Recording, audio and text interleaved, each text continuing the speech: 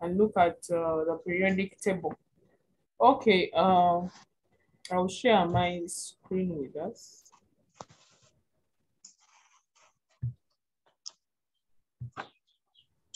Now is the password.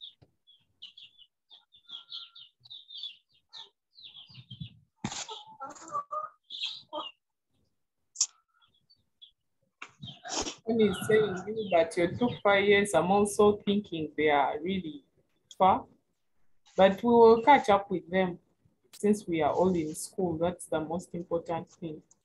Is everyone able to see my screen? Please let me know in the chat. Yes, we are. Okay, thank you.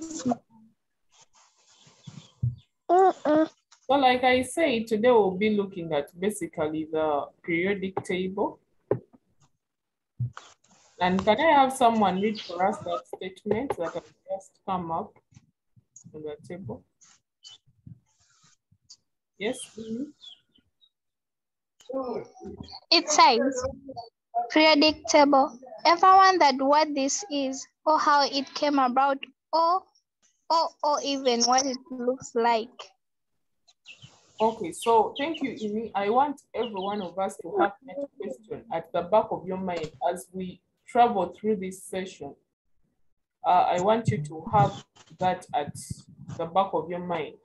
So ask yourself those questions. Have you ever wondered what it is, how it came about, or even how it looks like? So Yes. today we are going to be covering this lesson of what I'll be taking you through. And there is something on my screen. Can someone read it for us?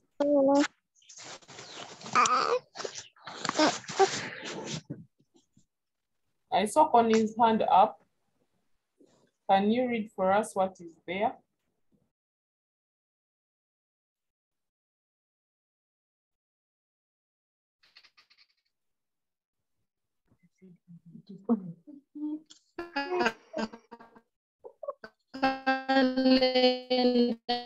Of July 2022.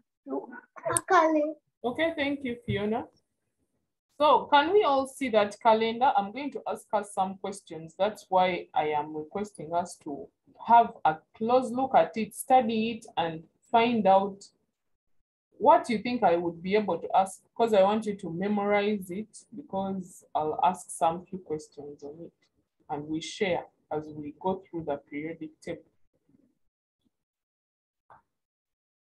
I'm giving us just 1 minute to have it at the back of our minds, and I can proceed with asking you what you think about it.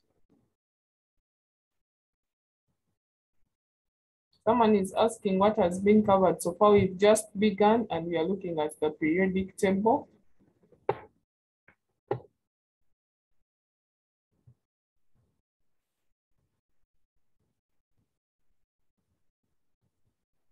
Okay, so I think 1 minute is done. I want someone to share with me what they think about this calendar. What do you observe about this calendar? What are some of the things you can see in that calendar?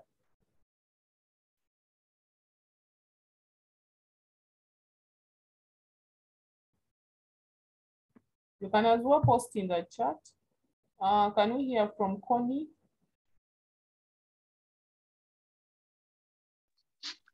Teacher, I can see the weeks arranged horizontal, I think vertically, then the days arranged. Okay, thank you, Connie. That was very good. Thank you. Gilbert? The days are arranged according to the weeks they follow under. Okay, that is beautiful. Thank you, Gilbert. Let's hear from Amy. Teacher, I see 4 full weeks and then 2 days. Okay, thank you. That was good. Fiona, lastly.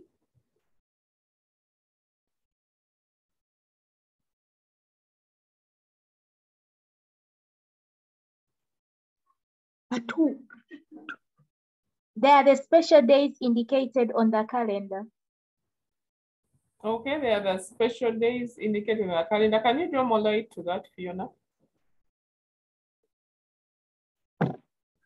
Like they show us the special days in a year and a specific month and the event that takes place on that day, the national event.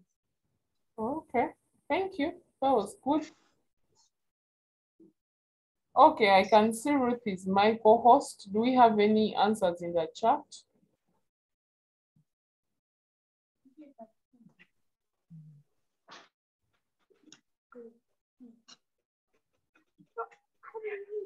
In the chat, there are no. Okay, thank you for that feedback. Kali, we can proceed.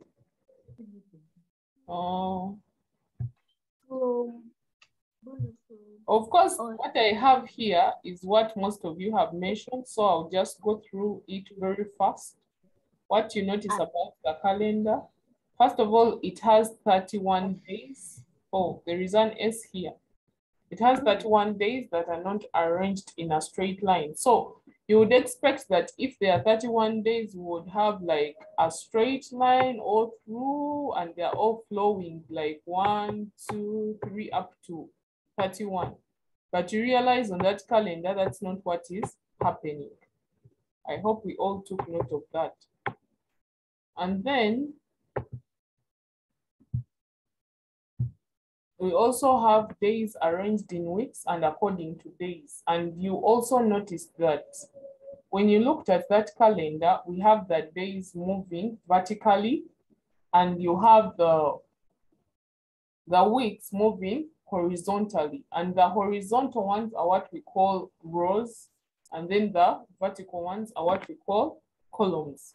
I hope you can keep with that until we get to the periodic table. And then you realize that as you move from left to right of the calendar, you move from one day to another. For example, Sunday to Monday, Monday to Tuesday, Tuesday to Wednesday, Wednesday to Thursday, Thursday to Friday, Friday to Saturday. You don't come from Sunday to Friday, but you're moving from one day to another in the correct order. And then as you move from one week to another, there is a difference of 7 days. You realize that from week 2 to week 3 to week 4, you are having 7 days difference. So I think basically that is what we needed to note about the calendar. Can someone read that question on the screen right now? Ruth, you can help me choose someone. Write at least 5 elements you know in chemistry. Okay, so let's do that in our books. You can write 5 or more, and then you can share with us in the chat. I'm giving us just 2 minutes to do that.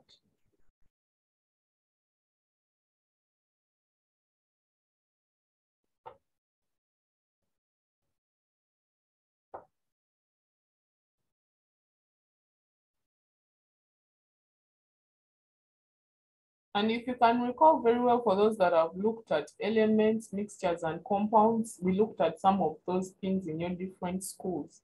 So you should be able to recall what some of those elements are and at least you list down 5 or more.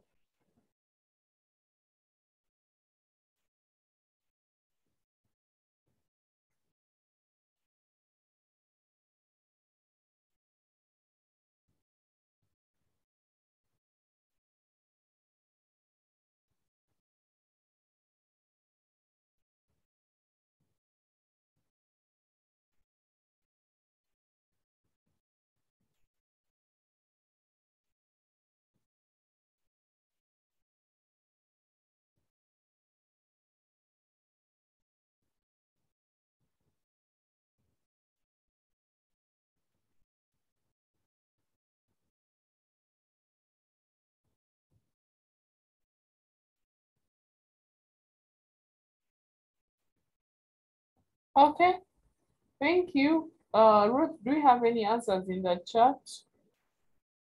But yes, we have. Okay, can you share some? It's in the chat. In the chat.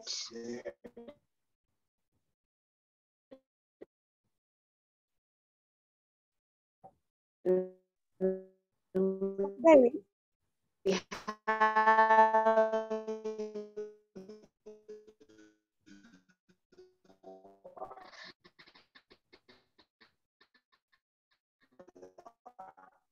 oxygen, on gold, phosphorus, tin, lead,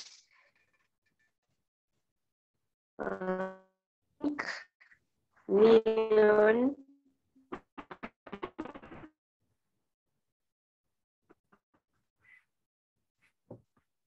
Okay, thank you, Ruth. beryllium, A bit breaking. silicon, silver, copper, lead, gallium, chlorine, nickel, mercury.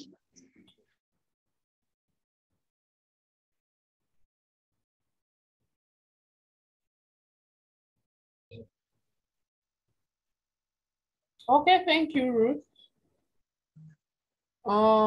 We have calcium, oxygen, hydrogen, potassium. So I was able to list down a few of them here, but of course in the chat I can see very many, which shows that most of us at least know what those elements are. And then when you look at, I saw someone posting calcium. Calcium, you realize that some of those elements have their Latin names, and that is where their symbols originate from. So when you look at calcium, it is basically potassium, but since its chemical formula comes from calcium, we need to know as well what the Latin name is. So that means at least most of us were paying attention as the teacher was teaching. Okay, that is good. Can I have someone to read for us these elements that I was able to list down? Of course, there are very many, but of course I noted down just a few because I know you're brilliant students and you're able to come up with most of them. Okay, let's hear from Alva.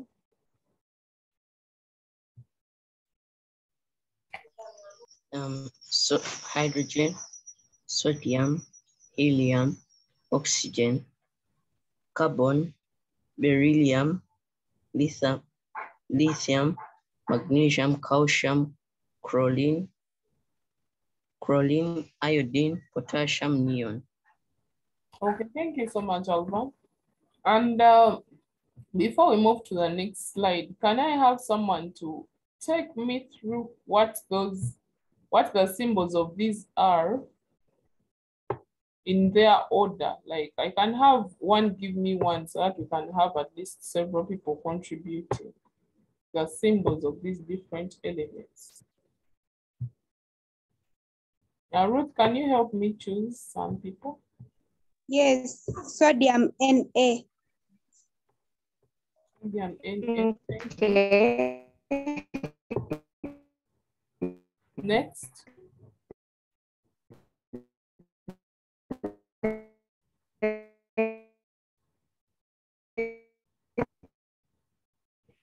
I'm not sure whose name I'm looking. I can't really hear what you're saying.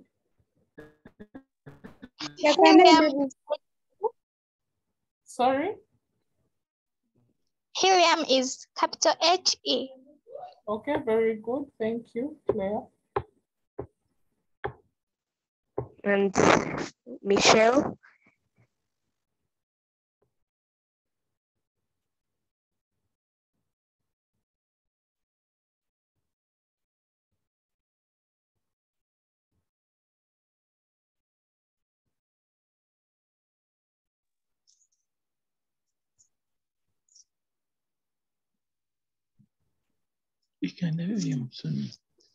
Okay, can we please contribute?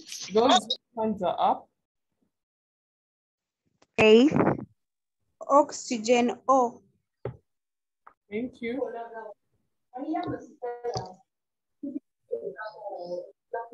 Carbon, capital C.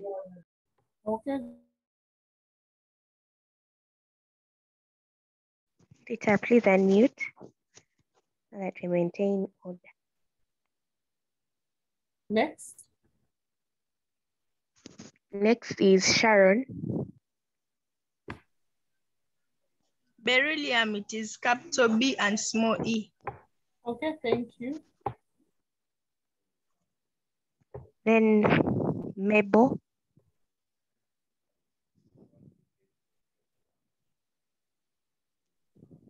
Lithium is capital Li.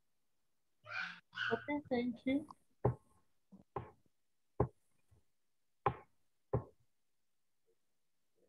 Next. And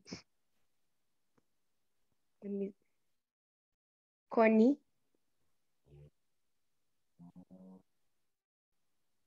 Magnesium is capital Mg. Okay, I can see paper try to compile them. Thank you. Next. Hannah.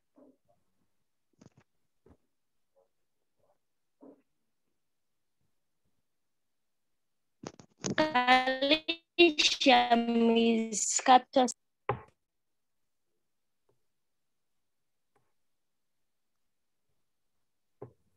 Next. Ruth is saying she can't unmute, so maybe Ruth, you can help her there. Bathsheba saying she can't unmute. Okay. Okay, let's hear from someone else.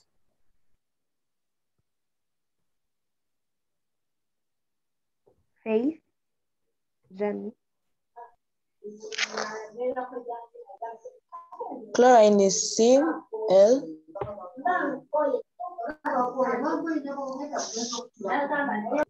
Next. And then Michelle. Okay, Ruth.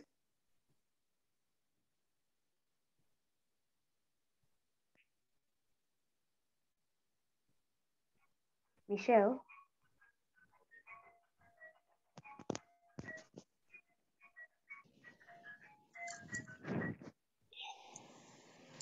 Iodine is I. Capital I. Okay, thank you. Next. Amy. Potassium is K, capital K. Okay, thank you. Next.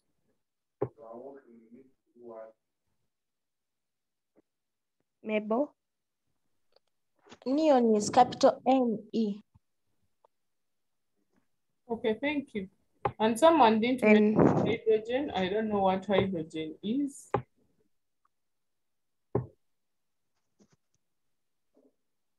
Nitrogen.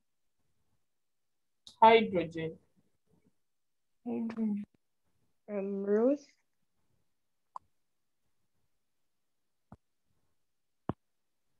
As what, teacher?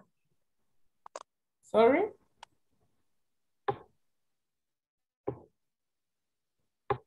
So hydrogen is H. I hope we take note of that. And it's the first element in the periodic table.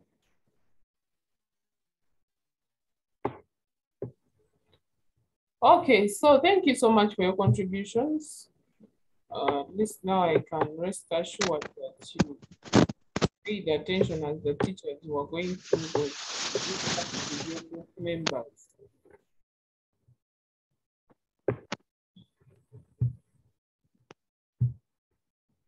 Okay, so have we seen this diagram before, or this kind of table before? You may need to take a screenshot and then review it later on, because I'll just go through it very fast or briefly. Teacher, there is a link blocking a certain sector of the table. I think we'll have to work with that one.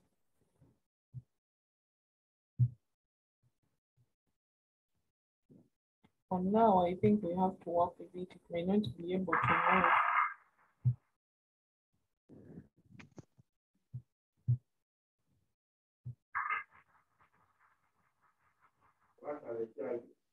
Just a minute.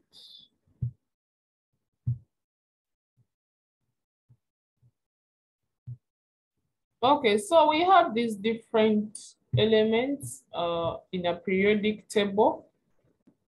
And I want us to have a screenshot of this table because I'll keep referring to it every now and then.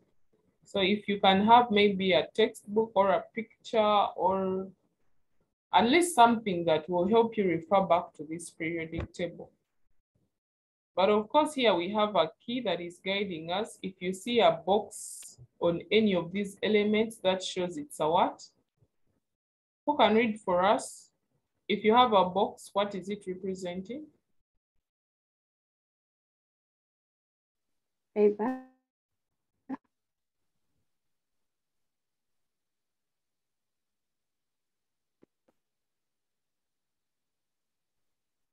Are those hands up, Ruth? Yes, Favor, unmute. It represents a solid at room temperature. And then the drop? A liquid at room temperature. And then the cloud? Gas at room temperature.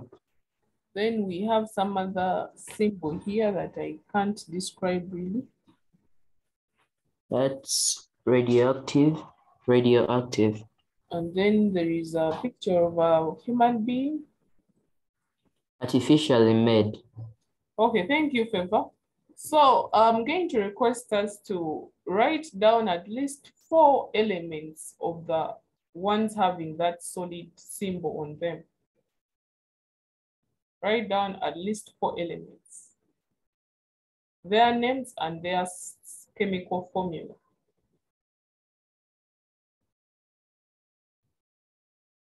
You can share your answers in the chat, but you can do that as well on the book.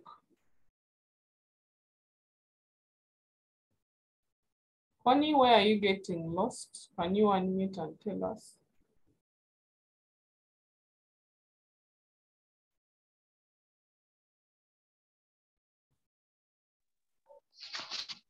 Madam, I'm not understanding what the previous speaker has been talking about, like solid at room temperature. I'm not seeing that work.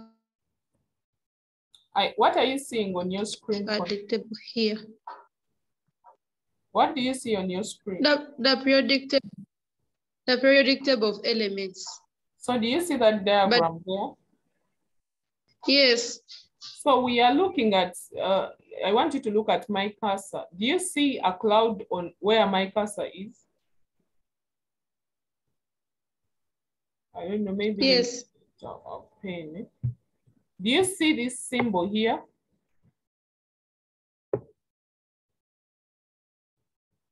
Connie, I need your feedback.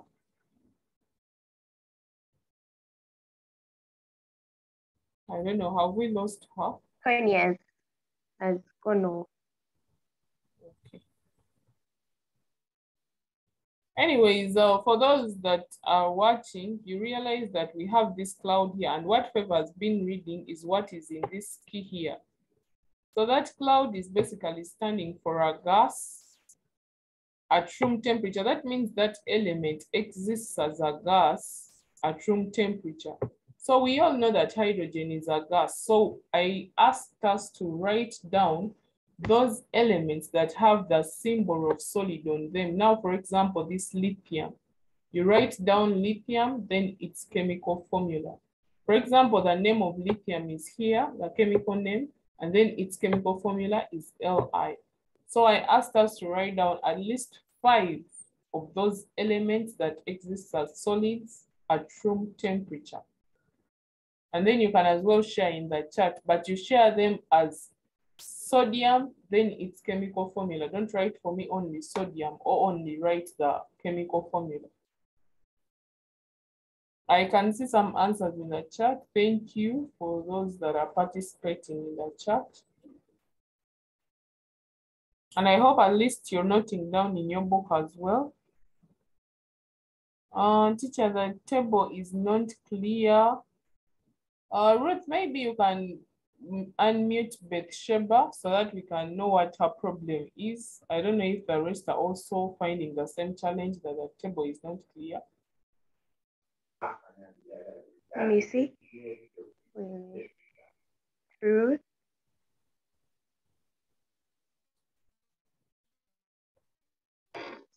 Madam, I think those people who are saying that the table is not clear, let them zoom.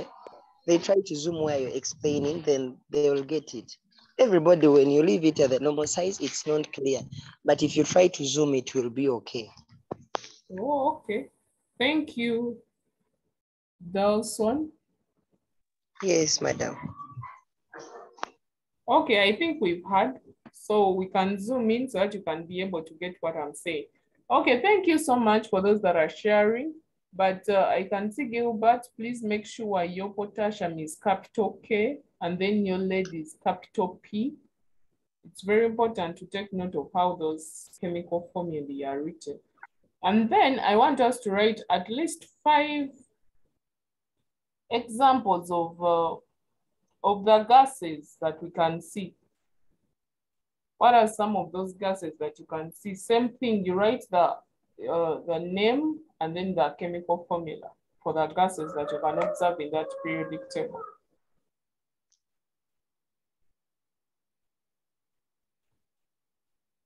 You can share with us in the chat. Here you can see there is helium H, nitrogen N, thank you. Oxygen O, nitrogen H, thank you. Okay, why are all of us writing only oxygen and hydrogen and nitrogen? I think there are some more gases there. Chlorine, thank you. Argon, thank you. Ammonium is not a gas. And when you look at ammonium, it's not an element. Connie, please look through your notes of elements, compounds, and mixtures. It will give you what ammonium is. Ammonium is not an element. Okay, you can see very many of the rare gases here. Thank you so much. That is good. Okay, I think now we are moving together and I can see some few liquids. Can I have someone to raise up their hand and tell us what those liquids are that we can see?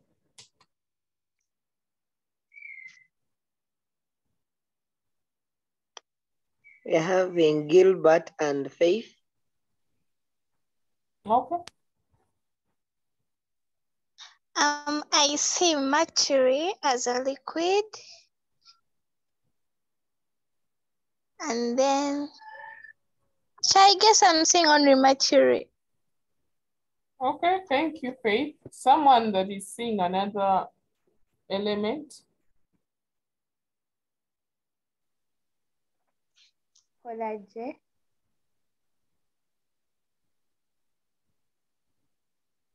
I can see bromine. That's bromine. Thank you. That is good. Okay, that shows that we are all following. Someone in the chat is telling me, teacher, there are some elements having more than one symbol. Yes, and we say these symbols are derived from their names. Now, for example, hydrogen, when you look at hydrogen, it begins with an H. So in most cases, we may take the first 2 letters, the first letter, or the Latin name letters. So for example, when you look at hydrogen, hydrogen starts with an H, so it may have H as its symbol. And then when you look at lithium, lithium starts with L, then followed by I. So we take the first 2 letters. So it actually depends on how the name of that specific element is written. And you need to know those ones which have 2 letters and those which have 1 letter. For example, maybe that question may have rooted from where I rejected ammonium. Ammonium is not an element. Reason being, can someone tell me the reason why they think ammonium is not an element using your knowledge of elements, compounds, and mixtures? Yes, Gilbert.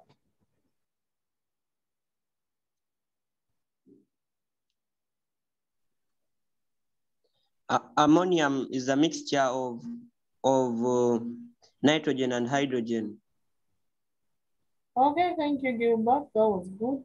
So you realize that ammonium is made up of 2 elements, nitrogen and then hydrogen. So we cannot say it is an element. These two substances are chemically combined together. For example, the nitrogen is chemically combined to the hydrogen. So it becomes a compound. It cannot be an element. Yes, bromine is a liquid. You can see it. Bromine at room temperature is a what? A liquid, but it can also be a gas, but not at room temperature. So when we have bromine as a liquid at room temperature, but it can also exist in a gas at varied temperatures. Maybe you need to take note of that.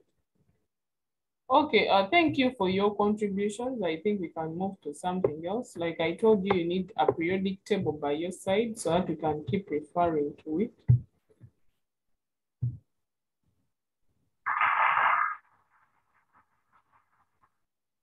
So have we heard about this gentleman here?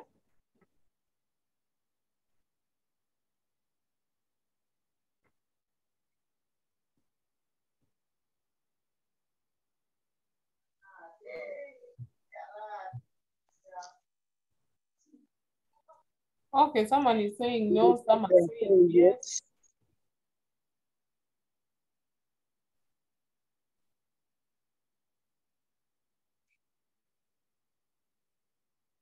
Okay, so there are very many chemists that came up with the idea of what a periodic table is, but the periodic table we follow today was as a result of the compilation of that gentleman there. Who can read for us the name?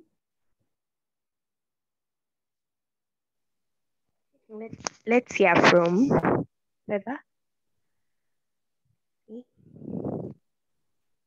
Dmitry Mendeleev.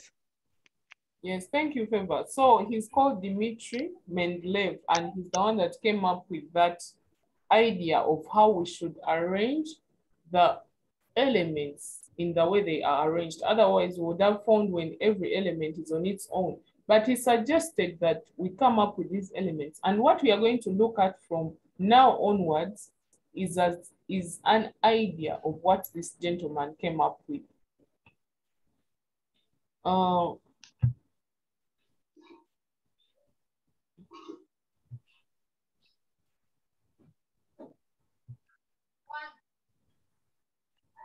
Like I said, when we were looking at the calendar, we said that the weeks are on what we call the what? The rows.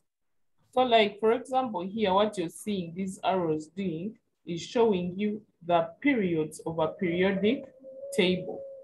So these different periods, like we saw on the calendar, you realize that on this point where you can see these arrows, that is where we had the what? Who can remind me what we had where these arrows are pointing on the calendar? Can someone remember what we had in those positions? On that position, we had the days. And then, yes, on the rows, we had the days, of which the rows are horizontal. Are we sure we had the days on the rows?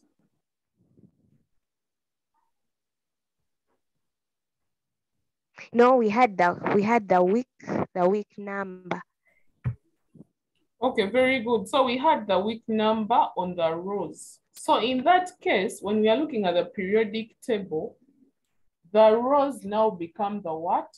The periods. So I want you to relate what we had on the calendar as weeks. In that case, when we come to the periodic table, they become the periods.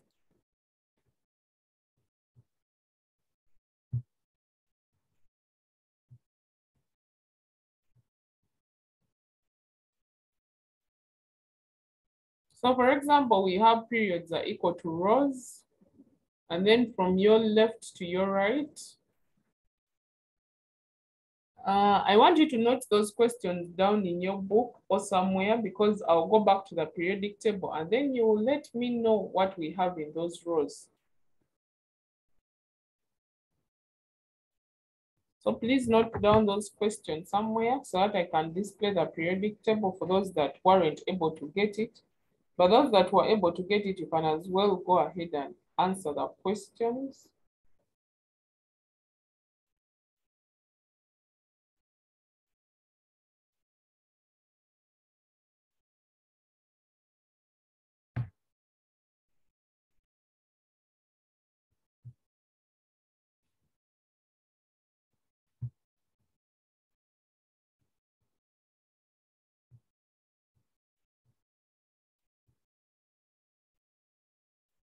Okay, I think the elements in rows have the same color. Okay, I just want to briefly go back to the periodic table that we had at first.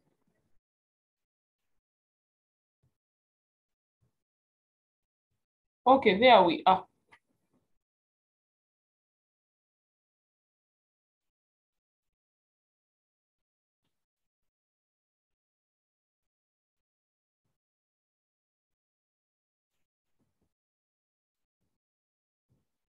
Okay.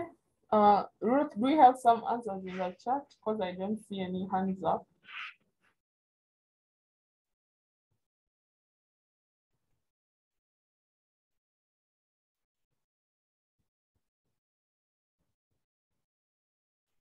In the chart, it has a number of energy levels.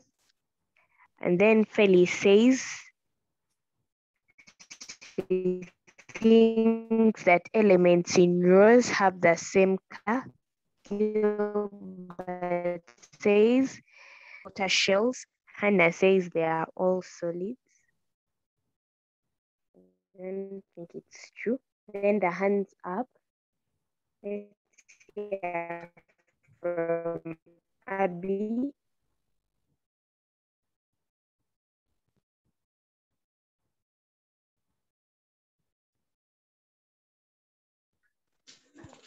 The elements in the row are of the same group.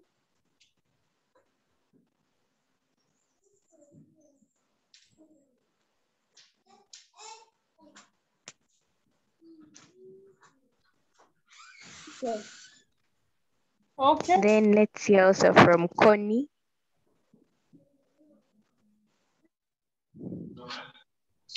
So, madam, the elements in decrease, their size, their atomic size decreases across the period from left to right. Okay, thank you, Connie. So that sounds advanced.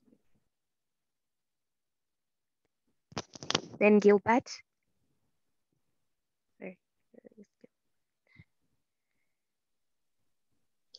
The elements have similar numbers of outer shells, except that in the outermost shell, they have different numbers of electrons.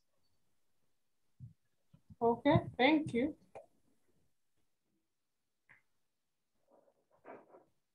Then lastly, Ruth. Teacher? Yes. I don't think we are correct because you asked that what's common with all elements in the same period, and people answering different things. Yet I think all elements in the same period have the same number of energy levels. Okay, thank you. Okay, that is good. Thank you all for your contributions. At least it shows that we are all alive in class and willing to contribute and participate. But I want to make a few remarks. Some say same number of energy levels, which is true. So we have the same number of energy levels for those elements that are in the same what? Periods. So for example, if you look at, of course, I'll have to come back to this, but I just want to show us something. When you look at this, this is period 1. This is period 2. This is period 3. This is period 4. This is period 5. This is period 6. And this is period 7. Of course, the elements you see here, down here, of course, we will not centralize so much on this because these are beyond your level. But of course, when you're able to do chemistry at A level, you will look at these. What we have here are what we call the lanthanides, and then these are the actinides.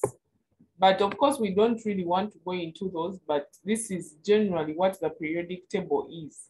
And what you see here, this value here, the value we have here, this value are what we call transition elements. So where you see my blueprint running through, these are the transition elements. That is why for them, you don't see them having their groups as well. So here, when we are looking at the transition elements, they're starting from period 4, going downwards to period 7. And what we have here, the lanthanides and actinides are supposed to be in this position here. That is why you see a blank space here. The same way they are here is the same way they are placed in that place there. I hope you're taking note of that. And then when you look at the periods, we say there are rows that are running horizontally. So that is why you're able to see us running from hydrogen to helium. And then you see us running from lithium to neon. And then you see us running from period 3, it's running from sodium to the other side. So in this case, when you look at hydrogen and helium, like the rest of the people say, we have the same energy levels. But when you look at the same color, these elements may have different what? Colors. Now, for example, if I look at period 2, can someone tell me the elements in period 2? You can raise your hand so that we can do that very fast.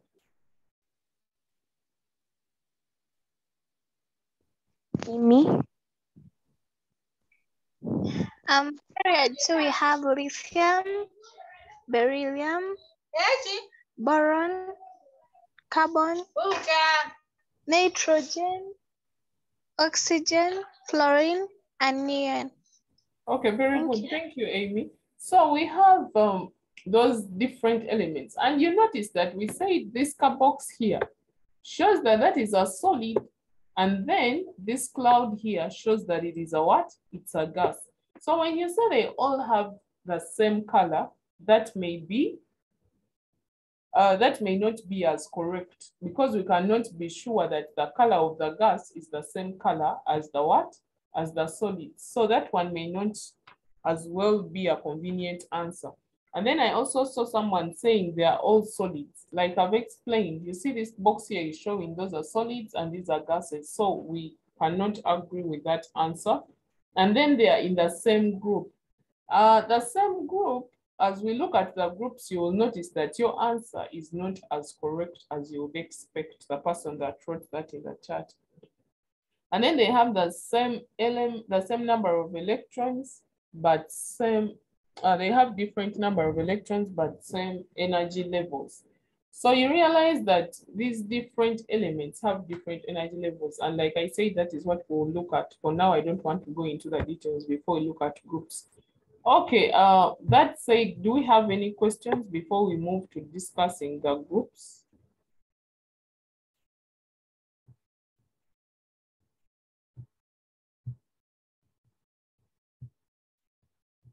Ruth, do we have any questions in the chat or anyone raising up their hand to ask? In the chat, there was that question on what are energy levels. Okay.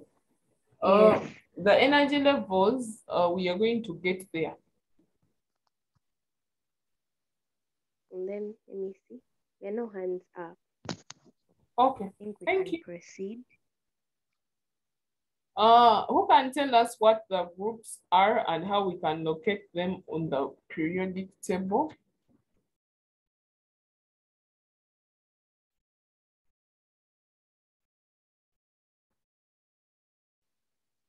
Gilbert?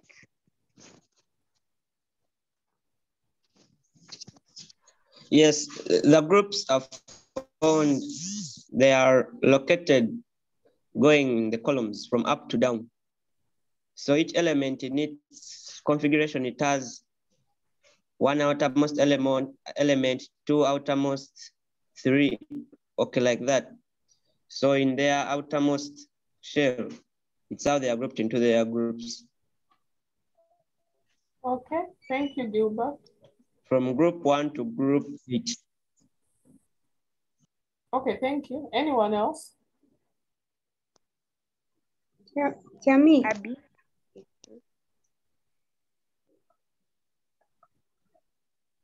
Ruth, go on.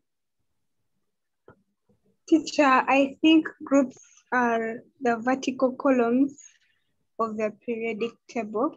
And I think elements of the same group have the same number of electrons in the outermost shell. Okay, thank you. That was good.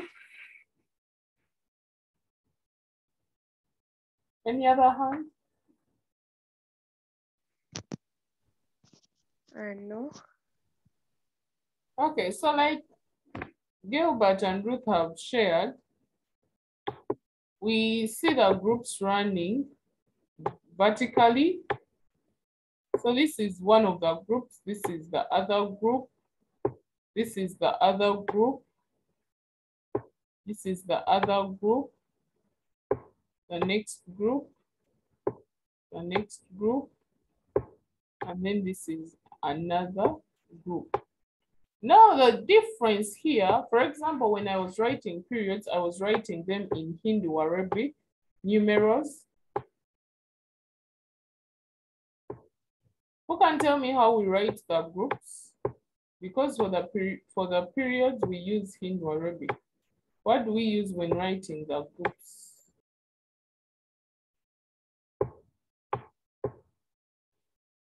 Someone to tell me what we use?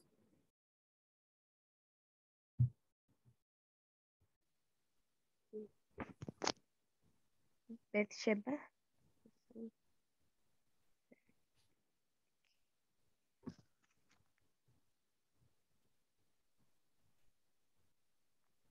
Teacher, sorry, I got distracted. Did you say groups or periods? Groups. The group numbers are written in Roman numerals. Okay, that is good. So we use Roman numerals when writing the group numbers. So this will be group 1, group 2,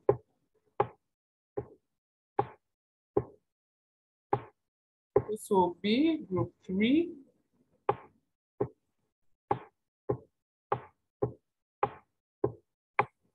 and this will be group 4.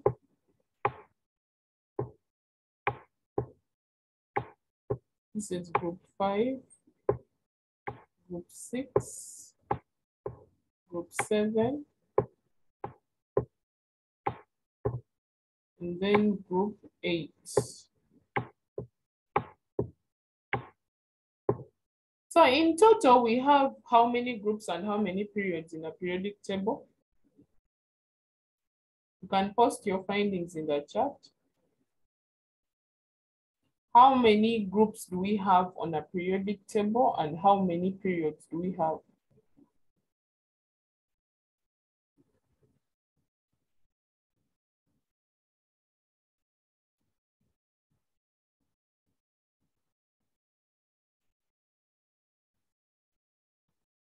Okay, I can see people saying 8 groups. Thank you. 8 groups and 7 periods. Okay, that is good. So that shows that in our periodic table, we have 8 groups and 7 periods. But of course, at our level, we'll look at a certain number of elements. We may not exceed the first 20 elements, except for some few instances where we need to pull out a few that we use. But generally, we'll be able to use the first 20 elements. And like you can see these elements, they are flowing in their order. This is 1, this is 2, this is 3, this is 4, this is 5, 6, 7, 8, 9, 10, 11, 12, 13, 14, 15, 16, 17, 18, 19, 20. So we may look at these first 20 elements from hydrogen to calcium at this level. But of course, we may involve other elements as we proceed. So when we are looking at those groups, you need to know how different groups react, how different elements react in the kind of groups they are in, how do they behave. That is why Mendeleev was able to come up with that kind of concept that, oh, if I had these elements, they can react in this way or they can react in the other way, and he was able to bring them together. So I think we can proceed from here and move to the next, unless someone has questions. for a question.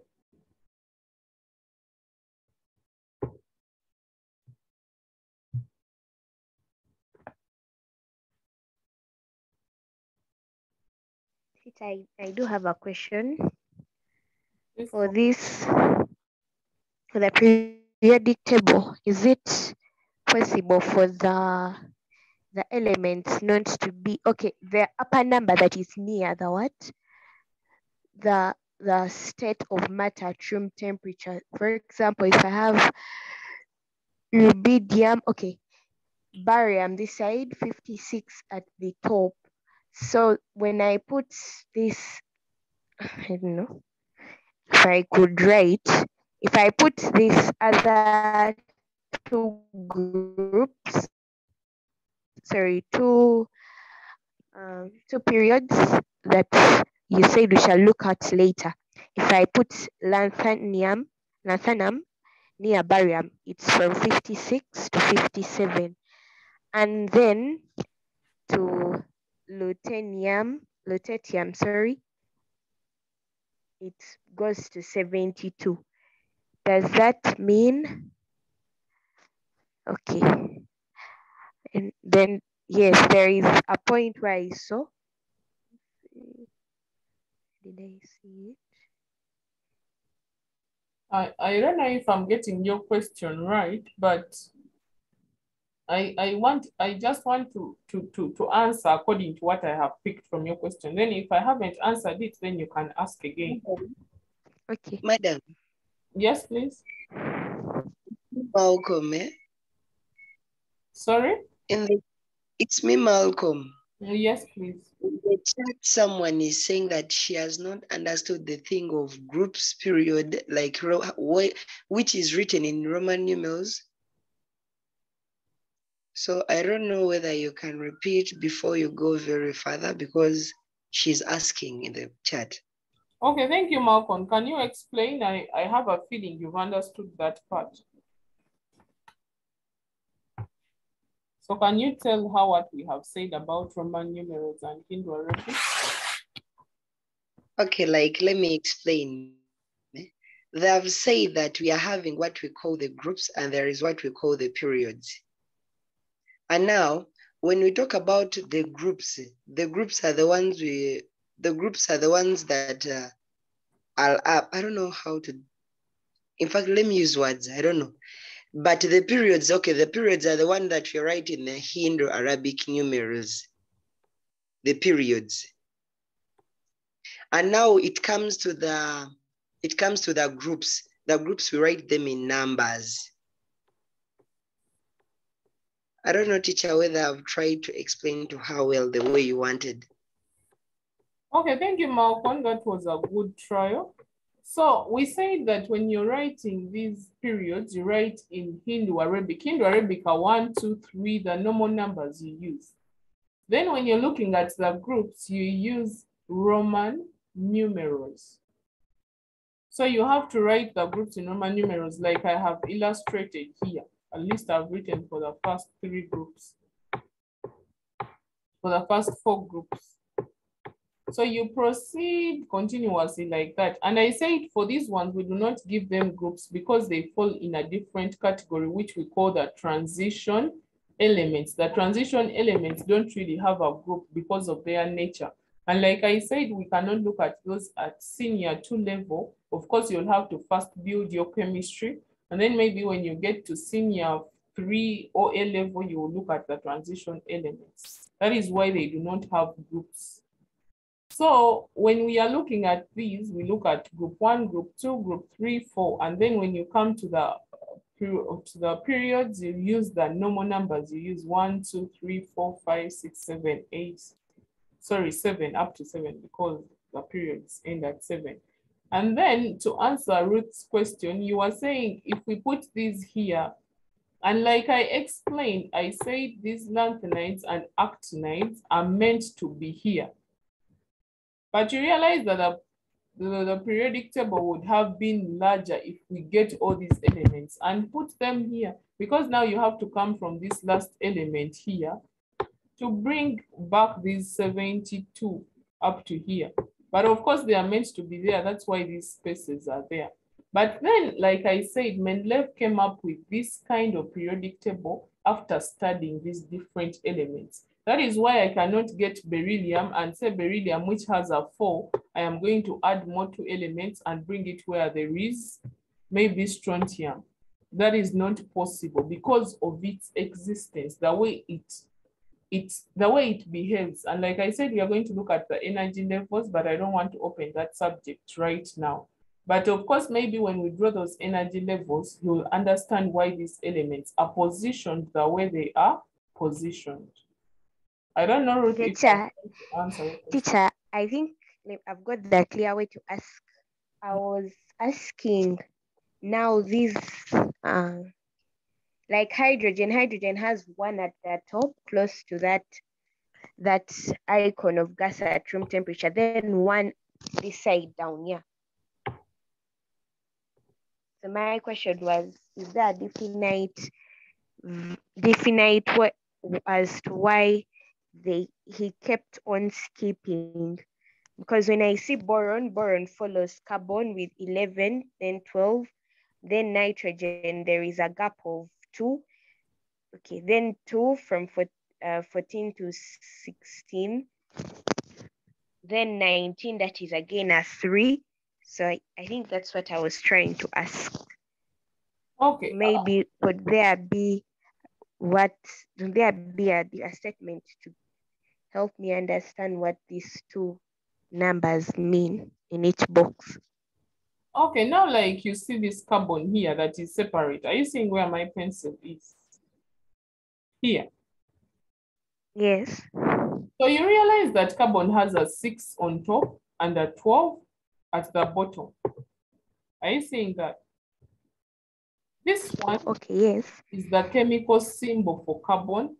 This one is the chemical name for carbon. This number here is what we call the atomic number. But of course, I'm going to explain those later. I'm just showing you the details before. Then the 12, what we call the atomic weight, can also be called the atomic mass or mass number. So those terms, we are meant to look at them today. If time allows, we will look at them. But for now, I just wanted you to understand how these elements are positioned so that we can go and look at those in detail at once. So at least I want us to note down the first 20 elements with those numbers that they contain. Like the way this carbon is written here, I want to task us. I'm going to give us 5 minutes to do that. So you're going to have your first 20 elements having this kind of structure. For example, you have helium, hydrogen, you write your H here, and then you write 1, and then a 1 down here. So let's kindly do that so that I don't have to scroll back to the periodic table. I can just explain what is happening.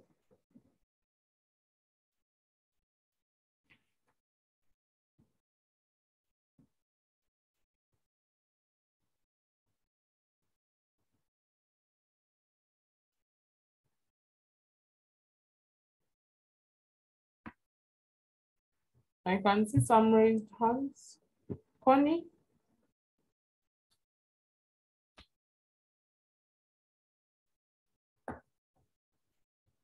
Ruth?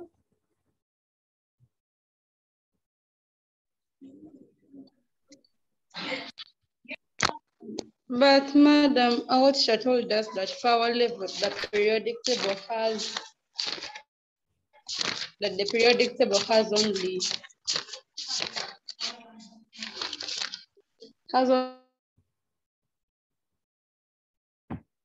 was sending their answers.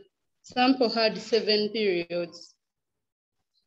Like I said, the periodic table that Mendeleev discovered has 7 periods, but as us in senior 2, we look at the first 20 elements, and that means your periodic table ends at period 4.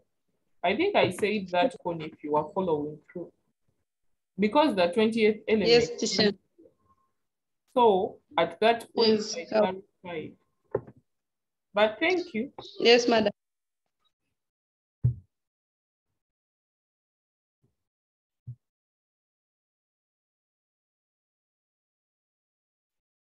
So are we about to get done with the with the elements I've asked us to write?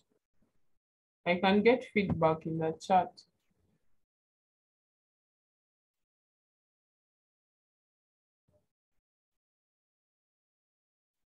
The 13th element is here. It's aluminium. I can see someone asking a question. 13 is here.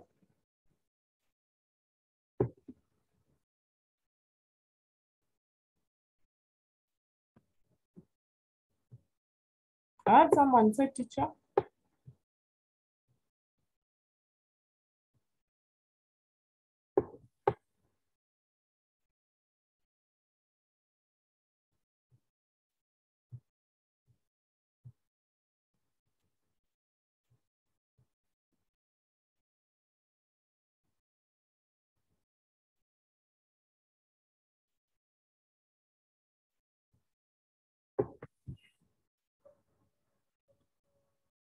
Amy, thanks for that compliment, but every chemistry teacher explains well. You just need to follow through maybe. But thanks for the compliment. That's a good one. Okay, and I'm glad you're understanding and following with us. That's the most beautiful part. Okay,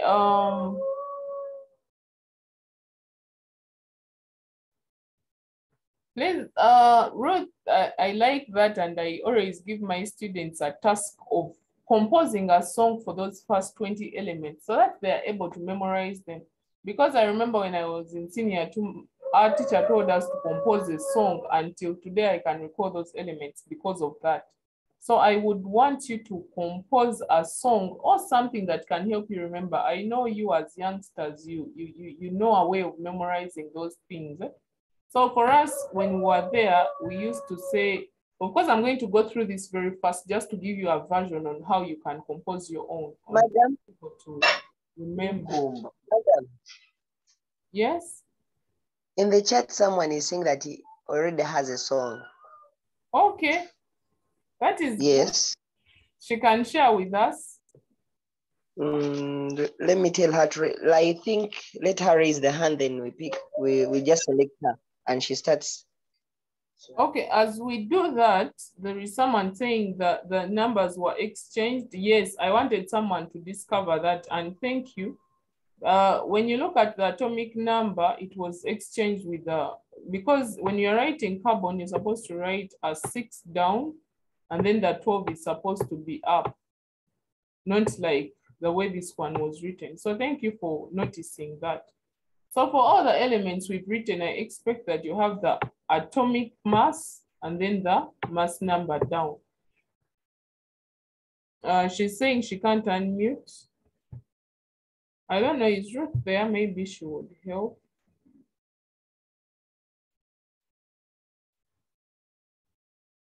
But Esther, your hand is not even up. Esther, unmute.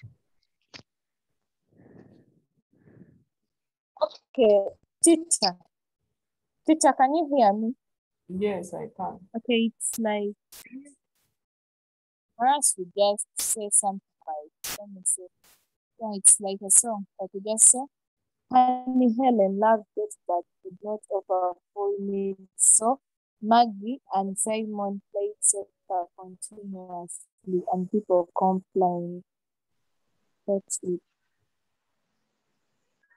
Okay, thank you. That is good. So the rest of us, you can also come up with your own. Of course, mine is more like hers. Because for us, we used to say, hi, Henry loves Betty, but cannot offer full needs. So because of sodium here, we write the word so. So Margaret and Simon played soccer continuously and people came. So it is something you can use to memorize those things easily. But if you say you're going to say helium, lithium, beryllium, you may not as much get them.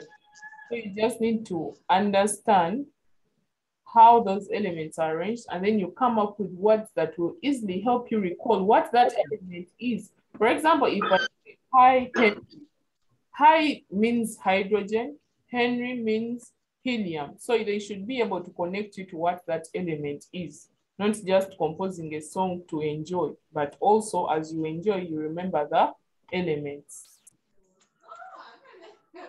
Madam. Yes, please. Madam, the one I told you about that who had a song, it is Abby, and I think she has already unmuted. Okay, she can go ahead. Hi, Henry. Okay, hi, Henry loves Betty but could not offer full needs. So Mary and Simon play sex continuously and people complain. Okay. I can see another in the chat. We also have another one in the chat. Eh? Okay. Yes. You can read it for us.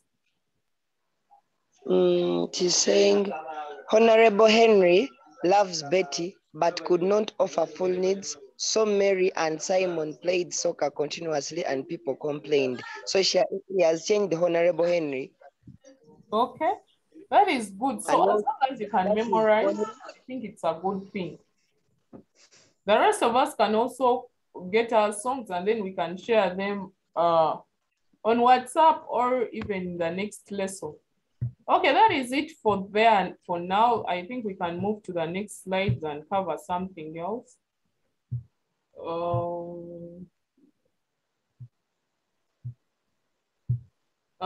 I'm going to have someone to read for us the notes that are on this slide. Of course, we've already shared this. That's why I'm requesting someone to read for us.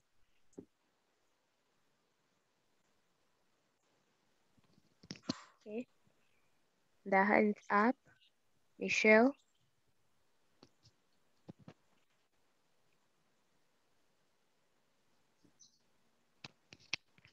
Michelle, please unmute.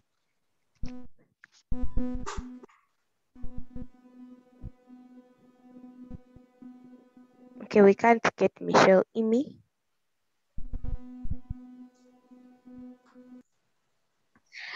It's high. Periods equals to rows. From left, right. What do elements in a row have in common? And the answer is the same number of electron shells. Every element in period 1, which is the first row, has one shell for its electrons. That's hydrogen and helium. All of the elements in period 2 have 2 shells for their electrons. It continues like this all the way down the table. Okay, thank you. So like, for example, we had our hydrogen. And our hydrogen, we've said, has atomic number 1 and mass number 1. So in this case, when we are drawing, someone was asking the energy levels. We have what we call the nucleus. Anyone that has heard of the nucleus?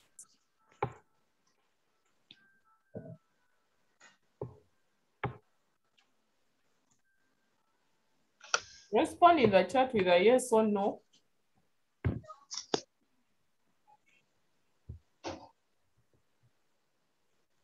Okay, so in that nucleus, we have the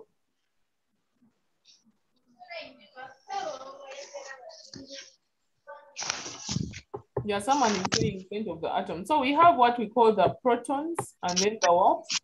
The neutrons.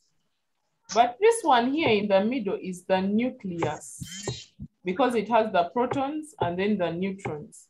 Then what we have outside here is what we call the energy level or electron shell. So this energy level here, or the electron shell, is where we put this one here. So this is 1 electron. So we put an electron there. Electrons can be represented with an X outside. So in this case, this is our electron.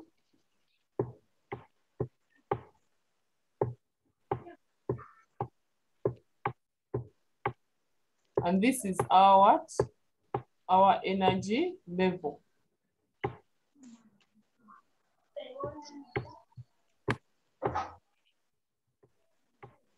Or what we call the electron shells. We call them electron shells because that is where we find the electrons. So So this one here, the circle inside the center of the atom is what we call the nucleus. The whole of it is what we call the nucleus. But in that nucleus, we find what we call the protons and the electrons. I hope you're taking note.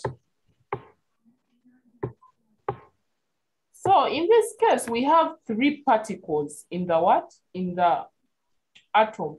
The three particles are the protons, first of all. Protons are one of those particles we have. Then we also have the neutrons.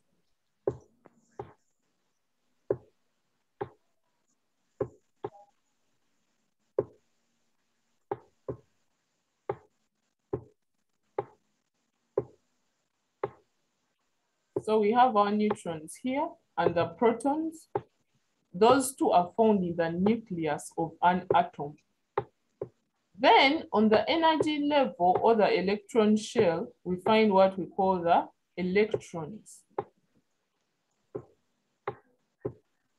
So you realize that these three particles are all found in an atom. So the neutrons do not have any charge. I want you to take note of this. The neutrons do not have any charge.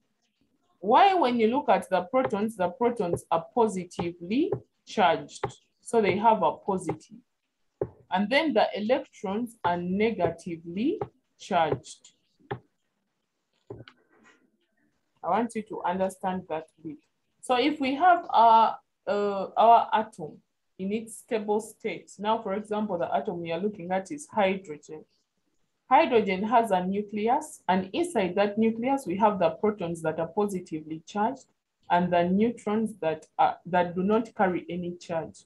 Then after that nucleus comes an energy shell, depending on what the number of protons are.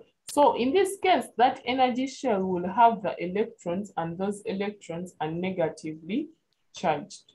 Of course, as we go on, we'll understand this concept better. But for now, I just wanted to give us the highlights on how those exist.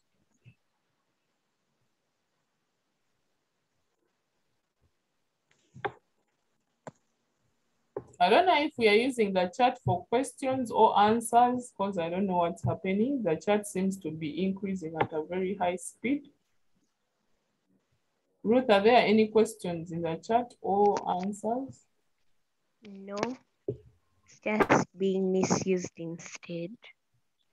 Can we please follow, because we'll ask the same questions that we are explaining here right now.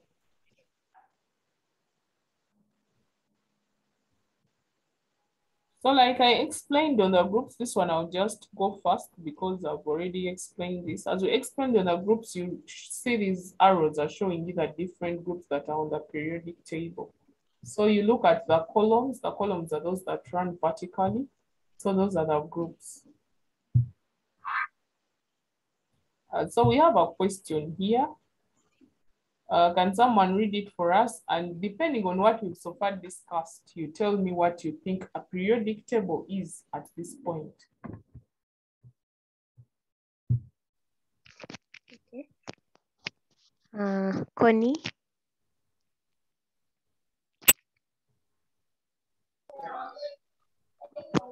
A periodic table is an arrangement of elements in order of increasing atomic number with elements of similar properties in the same vertical columns. Okay, that is brilliant. Anyone else? Thank you.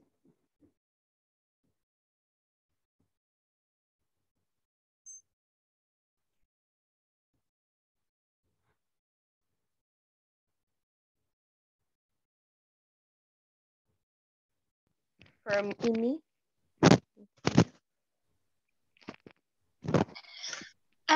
A periodic table is an arrangement of elements in their increasing order in rows and columns. Thank you. Thank you.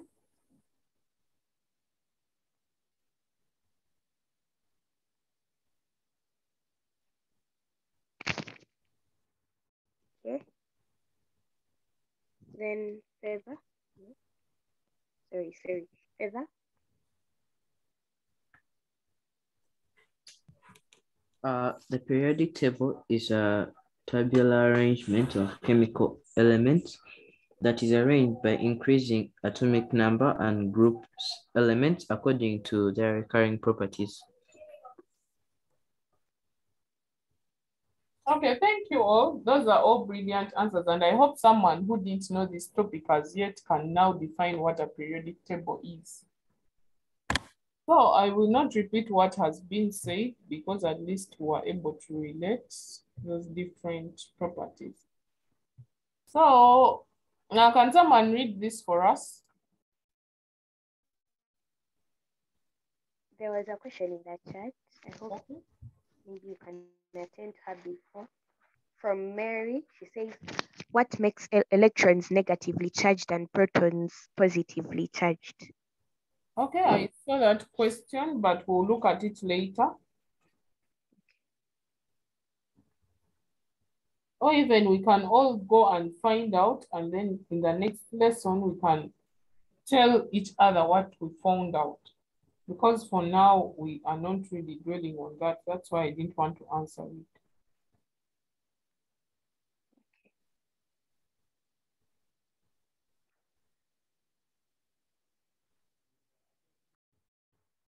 Ruth, can we continue?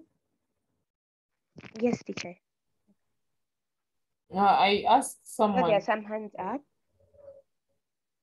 Michelle.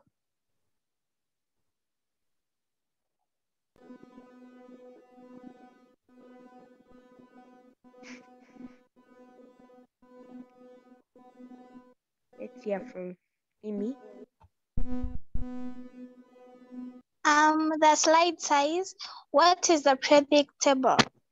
Shows all known elements in the universe, organizes the elements by chemical properties.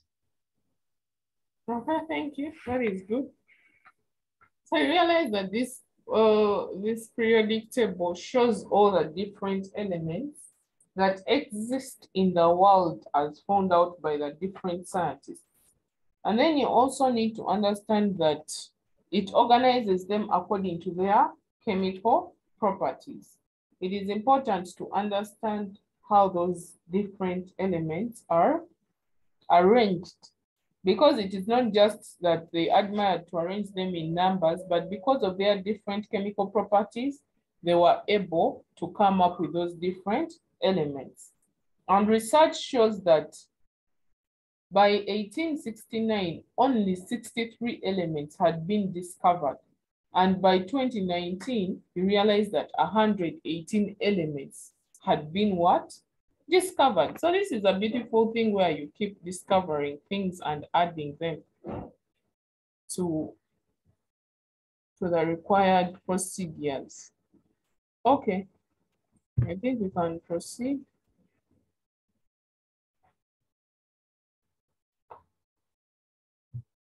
Like I mentioned earlier on, you realize that those elements, the different elements, are organized in the periodic table according to their atomic number. That's why I was able to say that in senior 2, we can look at the first 20 elements. Why? Because we are looking at the atomic number.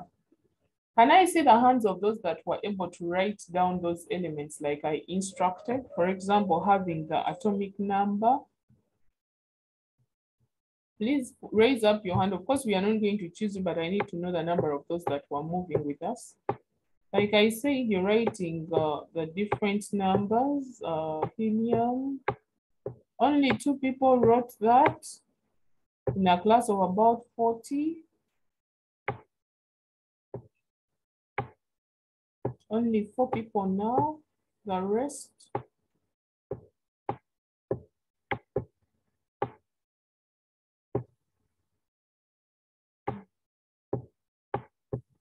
Only 5, 6, the rest, what were we doing?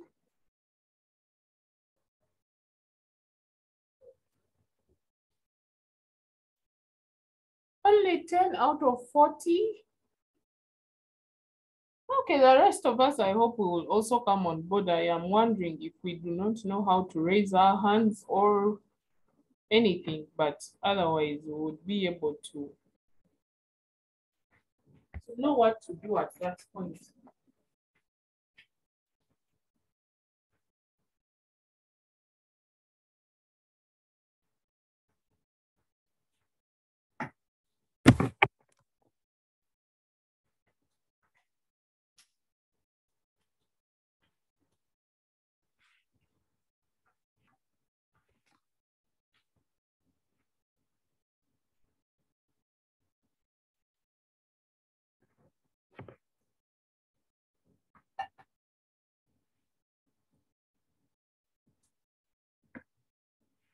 Okay, I'll proceed. Like I said, we have the atomic number. Of course, in our periodic table up there, we had a miswriting where they wrote the atomic number on top and then the mass number down. So I need you to change that. We follow this kind of formula. I don't know if you've come across it somewhere.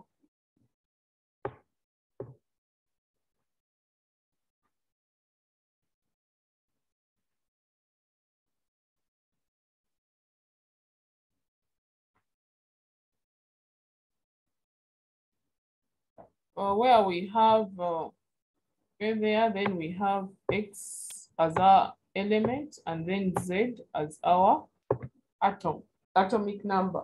So when you're writing this, X becomes your element.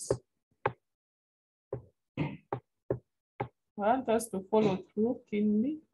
Then A becomes your atomic mass.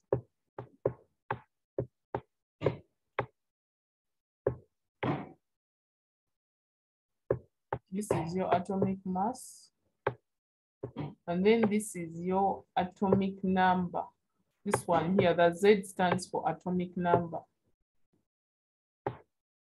So in that case there, we have our atomic number on top, and then our mass number down, and then our element as helium. Now, like for example, hydrogen, you have hydrogen as your element, 1 as your atomic number, then the 1 up as your atomic mass. Then for lithium, we have a 3 as our atomic number, and then the 7 as our atomic mass. But of course, we are going to understand those more. When you're looking at your atomic number means those are the total number of protons in the nucleus of an atom. So I need you to pay attention to that. So these 3 you see here, this 1 you see here, these 2 you see here. These are the number of protons in the nucleus of an atom. Okay, so precisely we have those elements organized in the periodic table according to their atomic numbers.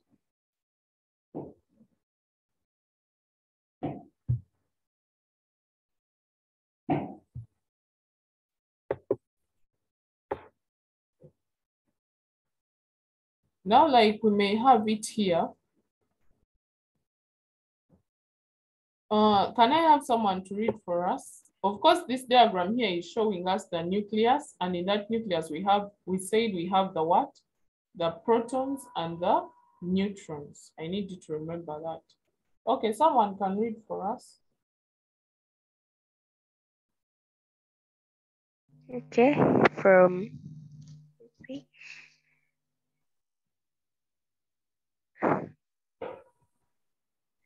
Mukhtar. Please unmute. Atomic number.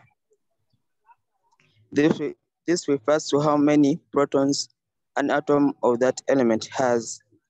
No two elements have the same number of protons.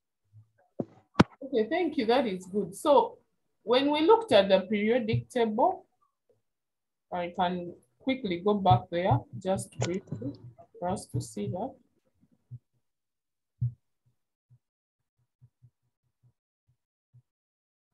Okay, when we looked at this periodic table, you notice that I'm going to just circle the atomic numbers.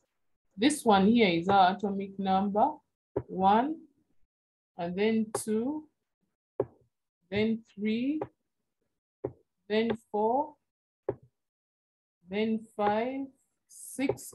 They go on increasing up to 20. Of course, like I said, we'll look at the first 20 elements. Do you see any atomic number repeating itself there? You can post your answer in the chat. Do you see any atomic number following itself there? Okay, thank you, Anna. I'll go with you now. I hope the rest will also give us feedback. Okay, I can see Ruth. I can see the 2 Ruths. Okay, thank you so much. Yeah, at least those answers are workable with. So you realize that no atomic number is repeating itself. That means those are the number of protons in every one of those elements. So you cannot say that hydrogen will have 2 protons in its stable state. It is not possible. So in this case, we have hydrogen having 1 proton, helium having 2 protons, lithium having 3 protons, sorry, beryllium 4 protons. Who can tell me the number of protons in silicon?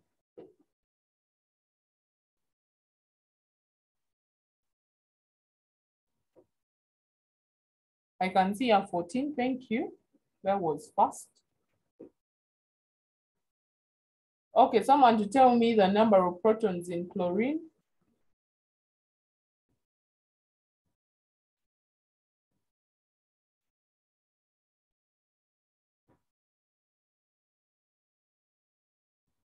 Someone is saying 16. I think for chlorine there are 16. Sorry, there are 17, not 16. Someone to tell me the number of protons in argon.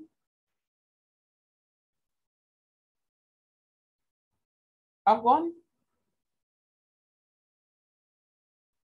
Okay, that is beautiful. There are 18. Someone to tell me the atomic number of calcium.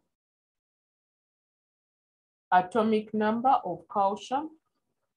Gilbert, thank you. That is good. Abby, I don't know what you've written. And then Ruth, thank you. Okay, 20. Now I know that we now understand what atomic number is and what proton number is. So we have said atomic number is the total number of protons in the nucleus of an atom, of an element. So that is good. I can now see we are moving together. Thank you, students, for participating. That is good. I'll go back to the other slide where I was. I know some of these things are not on my slides, the ones that I'm explaining, but as we said in senior 1, you should be able to make your own notes. So from what I'm explaining, you should be able to come up with your own notes according to how you've understood, but those notes should be correct. Please make sure you're writing the correct things. Where you don't understand, kindly ask. We will be willing to give you feedback.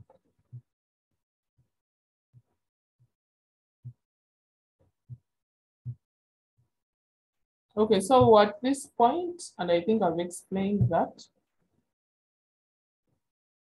So we have this. Can someone read what is on the screen?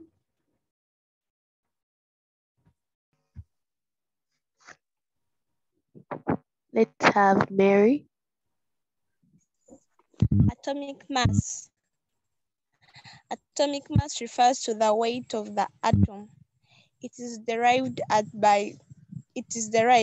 by adding the number of protons with the number of neutrons. Very good. Okay, continue. This is the helium atom. Its atomic mass is 4 in brackets, protons plus neutrons. Very good, thank you. So in this case, when you are looking at the atomic mass, I want you to distinguish between what atomic mass and atomic number is. We said atomic number is the number of protons. Then when we come to the word mass, I know we can all relate that it means the weight of something. So if you have the atomic mass in this case involves both the protons and the what? And the neutrons, because we said in the nucleus of an atom, we have 2 things, and those 2 things are the protons and then the neutrons. Who can remind me how many protons we have in the nucleus of the helium atom?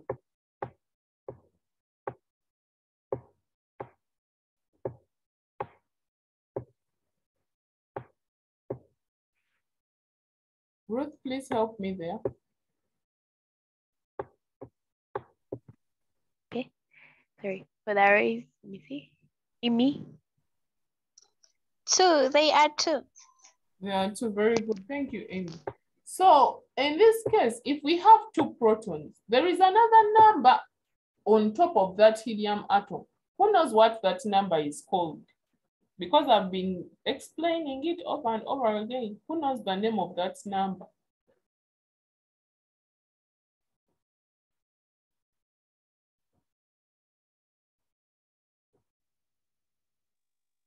Jesse.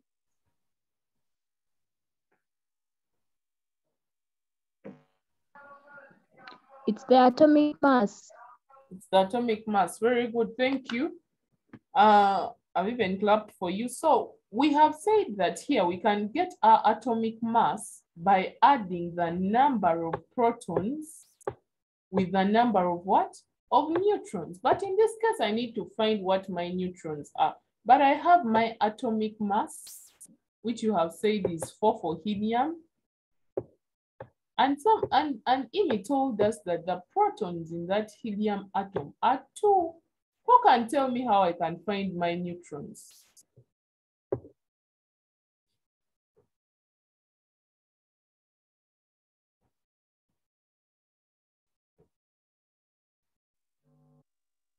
Ruth, are you with me? Because So can I try?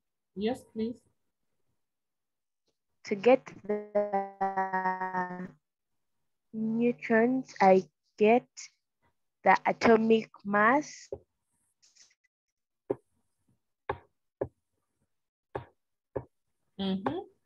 minus the. First, give me the. For example, for helium, atomic mass minus atomic number. Atomic mass minus atomic number. Okay, which are the protons? Okay, thank you. Do we all agree?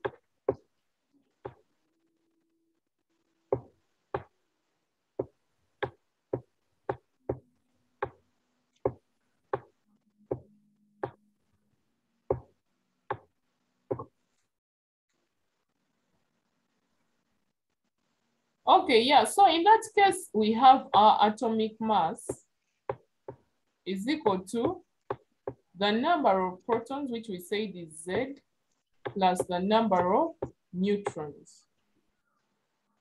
So in this case, this is our general formula that we use. But in this case, we say that our atomic mass for the helium atom is 4. So we'll have our 4 there, which is equal to Z, which is our number of protons, which is 2, plus what? Plus N. And for the mathematicians, I believe we are all mathematicians here. We will take that to the other side, which will give us 4 minus 2, which is equal to what? To N. And what will be our N?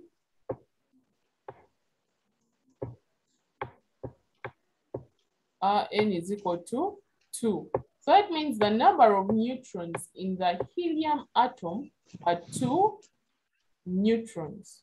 So that is able to give us this. So that means if I came here and added 2 plus 2, it will still give me my atomic mass. Okay, I want us to try out something. Can someone write for me the number of, someone calculate the number of neutrons in the beryllium atom?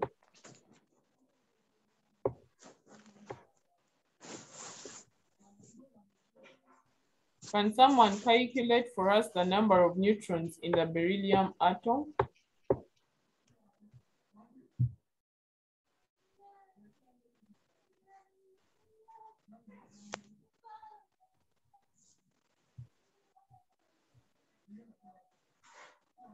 At least I asked us to write down the atomic mass and atomic number. So what do we get?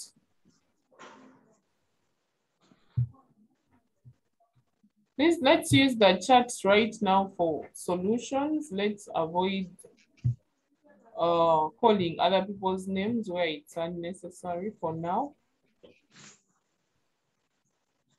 Yes, Mary, you want to explain something, how we get it?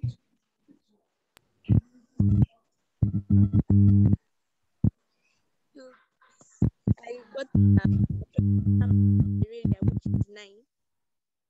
You got? The atomic number of beryllium is 9. Then the number of protons. 9 minus? Minus 4. And what did it give you? 5. 5. Is that what we all got?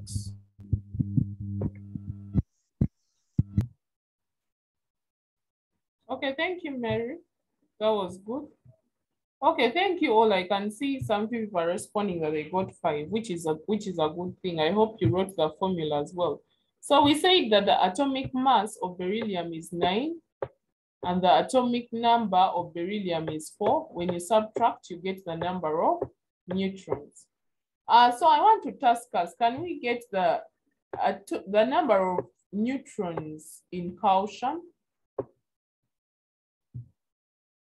Let's kindly find out the number of neutrons in calcium. You can post your working and answer in the chat if you're through.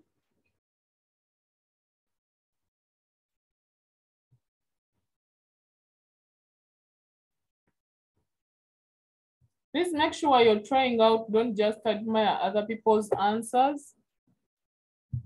Because if you just admire, you may end up missing the beautiful chemistry that we are working on here. Okay, I can see Abby is telling us 40, which is the atomic mass, minus 20, which is the atomic number, is equal to 20. Okay, that is good. I can see 20 is everywhere. Okay, now I understand that we are moving together. That is very good. I can even clap for all of you. Thank you for participating and being an active class. Okay, we'll move to the next slide. Please don't allow to be left behind. If you feel we are leaving you, tell us to wait for you.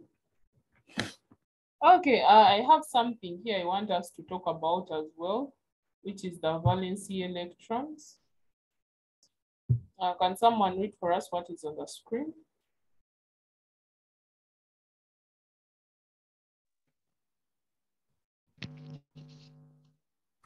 Faith. Valence electrons. Valence electrons are the electrons in the outer energy level of an atom. These are the electrons that are transferred or shared when atoms bond together.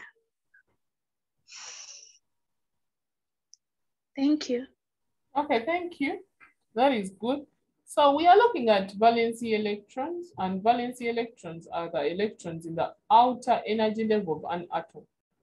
So these ones, when you get to bonding, you'll notice that they're the ones that are involved in bonding. But for now, I'll not really talk about the bonding bit, but at least you needed to know that highlight. So when we are looking at those electrons, like for example, I said we have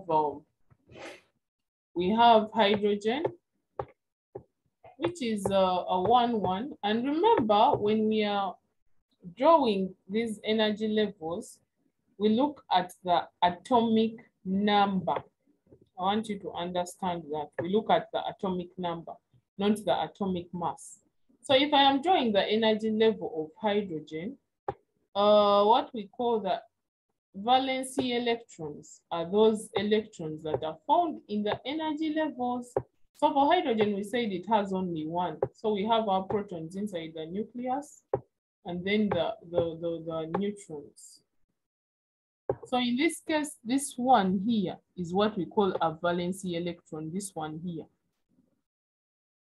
So these electrons, you'll find that they're represented in different forms in different textbooks. You may have some textbooks representing as a dot here.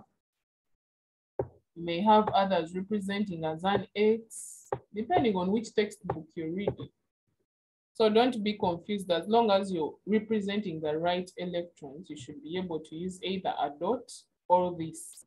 Or even some may use circles. They may not really shade the dot. They may just put the circle. So it depends on where you're getting your information from. So then if I am to look at, let me say, which element, can someone suggest which element we can look at among the first 20 elements? You can suggest in the chat which element you think we can use to draw its outermost energy levels.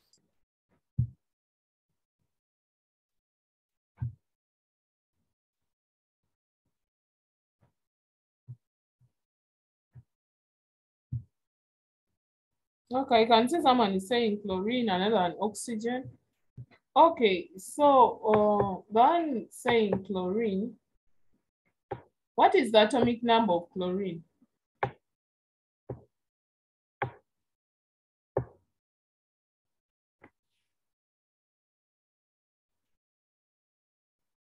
Who can tell me the atomic number of chlorine? 17, very good. Then we'll look at chlorine and oxygen. So oxygen, what is the atomic number of oxygen?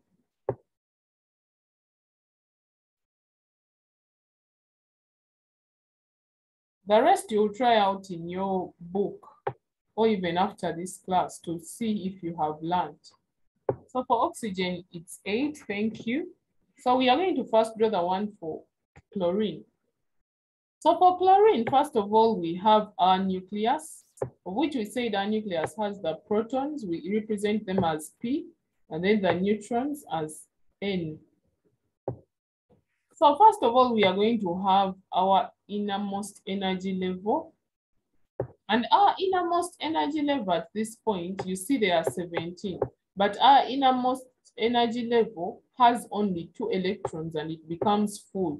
That is why you'll find that helium is in group 8, yet it has only 2 electrons in its outermost energy level. Because at this point, we have a full shell. So if the energy level next to the nucleus has 2 electrons, I want you to listen to this. If your energy level next to the nucleus has 2 electrons, we consider that it is full and we need to open another energy level. Like for example, if you're packing sweets in a given pack and that pack is supposed to contain only 50 sweets, if you reach 50, that means you're going to get another pack. So in this case, the energy level next to the nucleus can only accommodate 2 electrons. That means if it has 2 electrons, it has become full. We cannot add any more electrons. We stop there. And we cannot draw these electrons and we say, okay, me, I feel like my electrons, I should have both of them here. They should be separate from each other. So that means you have one here and another here. Or even if someone chooses to draw them like this, maybe for you interested in having yours on either sides, you may have that side and that side because of the repulsion of those electrons. So at that point,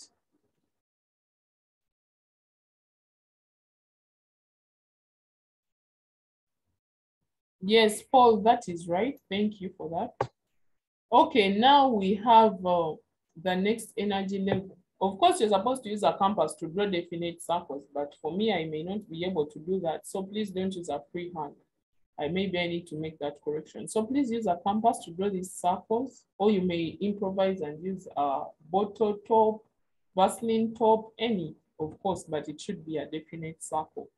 So in this case, I have, who can tell me how many electrons I'm remaining with? Because now I've already used 2 electrons.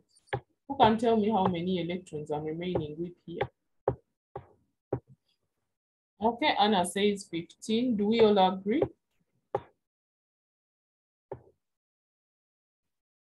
Thank you, Anna. The rest, I don't know where they went. Their answers seem not to be coming in. Okay, I'm seeing at least some answers have already come in. Thank you. So the next energy level after that one that has 2 can only contain 8 electrons. That means if they exceed 8 electrons, we need to create another energy level. So I want you to watch how I'm feeling these energy levels. And like I said, I don't feel at once. So I'll first feel this part. That is 1 electron. These are 2. These are 3. And these are 4. So we've said this can only take 8 electrons. How many electrons am I remaining with to make it full?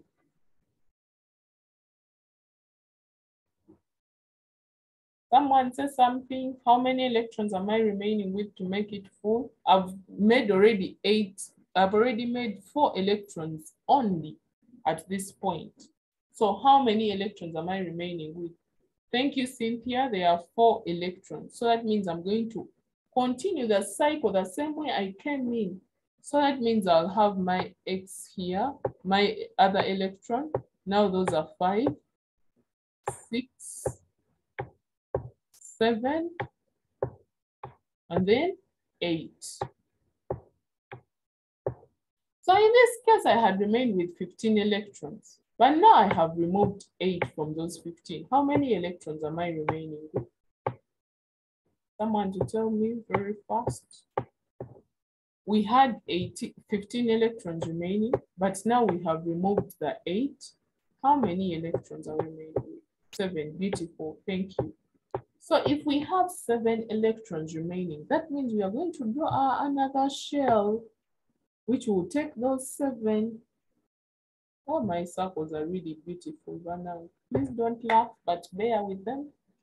Okay, so 7, that means we are still going to fill our shell accordingly. So we'll have 1 electron here, another electron down here, another electron on the sides, and another electron on the other side.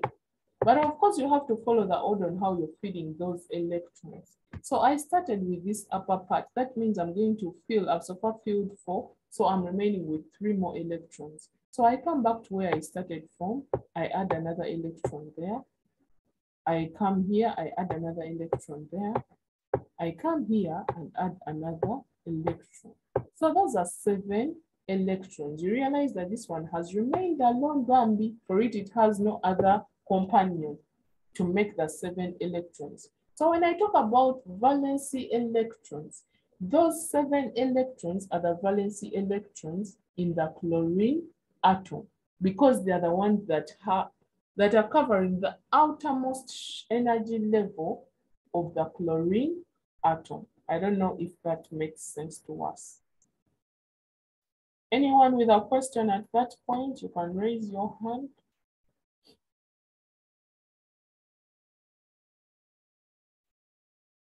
Yes, Ruth? Excuse me, teacher. Yes. I have a question. On the outermost, does it also have a limit of the electrons, the valence electrons to put, like 8 or 2? Yeah, now you realize that these energy levels go on what? Increasing, but you realize that is why we stop at the first 20 elements. But if we were to continue, we would find that they also have limits. So when you look at calcium, calcium may fill this 3rd energy level and then opens a 4th energy level. So we look at the first energy level has 2 electrons, the next has 8, the next has 8, the next has 8.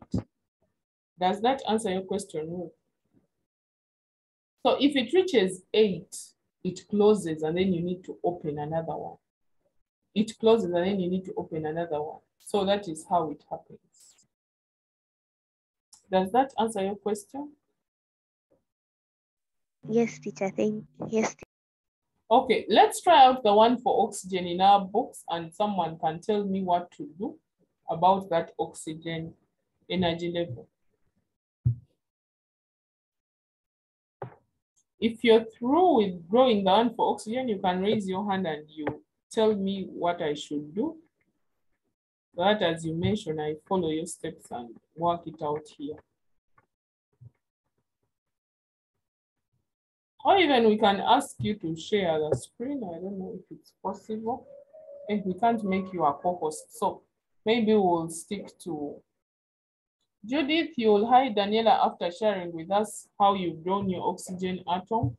Let's first focus for now. Anyone that is through to share with us oxygen? It said oxygen has atomic number 8. Ruth, I can see some hands up. Can you choose one person to take us through? Teacher, thank you so much. May me allow, okay, Faith.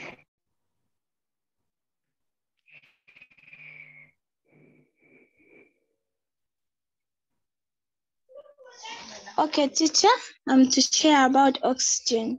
The atomic number is 8. So we first draw the nucleus. Okay. And the first shell only holds the nucleus have, sorry to interrupt, what does the nucleus have in it? The nucleus has the protons and the nucleus and the neutrons. That is very important to mention. Next. Then the first shell only holds 2 electrons. Okay. So out of the 8, we've already drawn 2. We are remaining with 6 electrons. Okay. We should move to the second shell. Okay.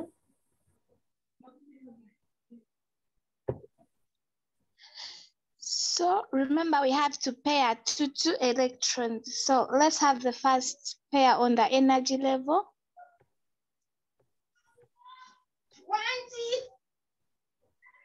And maybe I need to correct something there. Please don't first pair. Make sure at least every side of the energy level has an electron before you begin pairing.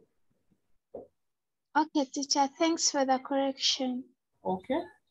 So I'll put one here, another here. On the other side, and also another side. Okay. Those are already 6, so we are remaining with 2. We start pairing. From where you started from? Yes. Those are 7, then 8. And the electrons are done. Okay, thank you so much, dear. So in this case, we have 6 electrons as the valency electrons of the oxygen atom. So I want us to try out those different, someone had already said it in the chat, Jojo, thank you. So you look at all those different elements and try out these structures. Of course, in the next lesson, I'll give us an opportunity to share what we did or what we found out about the different valency electrons. For now, I want us to conclude with an assignment. And for those that have questions, please, you can ask them as people screenshot the assignment. But maybe before we go to the assignment, briefly, let someone read for us these. And you can screenshot because I felt these are important conclusions that each of us needs to go home with today.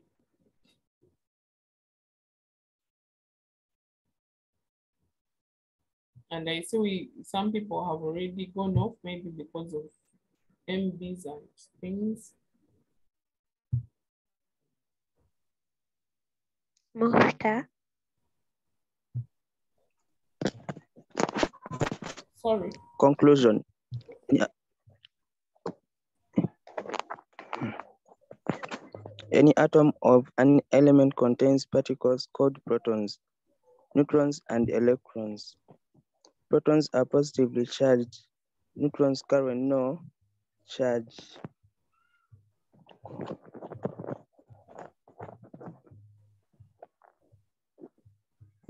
Electrons are negatively charged. The number of these particles are unequal to such specific element. In a neutral atom, the number of protons is equal to the number of electrons. The atomic number is also known as an atomic number. Oh, sorry about that. Thank you, Mufta. But this is supposed to be the atomic number is also known as the proton number. Please change this. It should be proton number. This one here. Okay. Yeah, so please make this correction. This one should be proton number, not atomic number. And then here, I needed to make some correction. This is proton number. Then here, electrons, R comes before the O. So please make that correction as well. Then here, there is a space. We say the number of these particles are unique to each specific element. So when you look at the protons of oxygen, they are not the same as the protons of nitrogen. If you look at the protons of hydrogen, they are not the same as the protons of calcium. So there is a uniqueness in them. And like I've said, if you have any questions, I am moving to the slide that has the assignment. Please screenshot so that you can have the answers by the time we come back for the next lesson. That will be our first presentation, including the assignment I've given up there of you drawing the different energy levels of those elements. If we have no questions, you can screenshot that and we can have someone pray for us.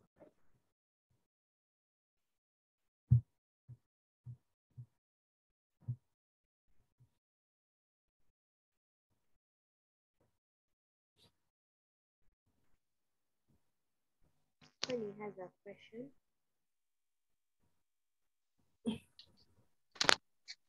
Madam, not a question. I just wanted to pray. Okay, you can pray for us. Okay, in the name of the Father, the Son, and the Holy Spirit. Father, we thank you for this day. We thank you for the gift of life. We thank you for our gift of our teachers and our parents. Father, we thank you for taking us through this lesson. Help us understand whatever that she has taught us so that we can analyze and understand when we go back to school. Father, may you help us to get the answers for the research work that she has left us with. In Jesus' name we have prayed. Amen. Amen. Thank you so much, Connie, for that prayer. And thank you everyone for participating. Hope to see you next time with the work that we've been assigned to do. And have a lovely remaining week.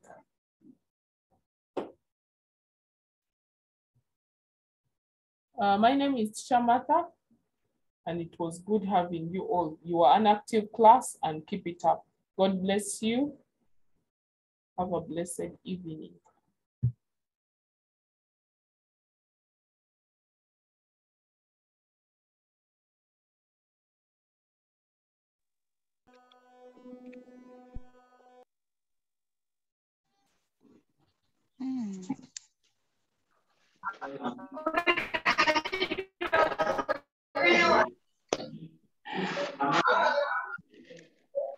Today.